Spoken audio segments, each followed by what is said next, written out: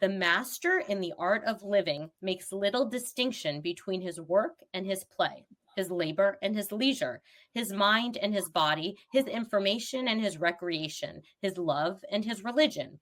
He hardly knows which is which. He simply pursues his vision of excellence at whatever he does, leaving others to decide whether he is working or playing. To him, he's always doing both. I love Pretty it. great. What a So powerful statement, and so true. And those of us who love what we do, we know that it's really hard to figure out. I mean, it's like you have one calendar, right? You just fill it up with stuff. You know, some of it's personal, most of it. Just like before the show started, you were asking me about my trips, and I told you like almost all of my trips are a mix of fun and also work, right? Because they're all like almost very blurry between the two of them, for sure.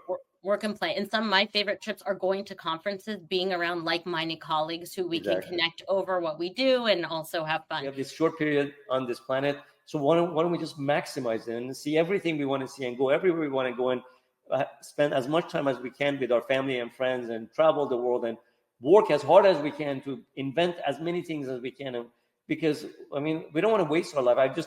The one thing, probably that also gives me a lot of energy is that I don't want to regret anything I didn't do in my life.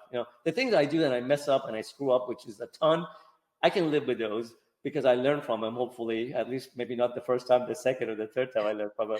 But the things I don't do, I'm always going to regret it. So I'm doing as many things as fast as I can because that last day may come anytime. And so I want to make sure I look back and say that I did it my way and I did everything I could and I'm happy, I lived my life to the fullest. Man, I'll have what he's having. I get up every morning around 4:30, excited to get to work. And that's unless you really love what you do and you're really passionate about it. So it doesn't seem like work. I just can't wait to get to my office, which I have a home office, which I spend most of my mornings at least before I've got to drop off my kid and then go to my real business work. And so I think the passion that you have for your profession and I have for my profession is another bonding between the two of us. Yeah, and it's really important to recognize that a lot of people in the healthcare field, especially the dental and the airway field, have this immense passion because we know not only are we changing lives, but we really feel we're saving people's lives, whether it's the airway or the oral systemic connection.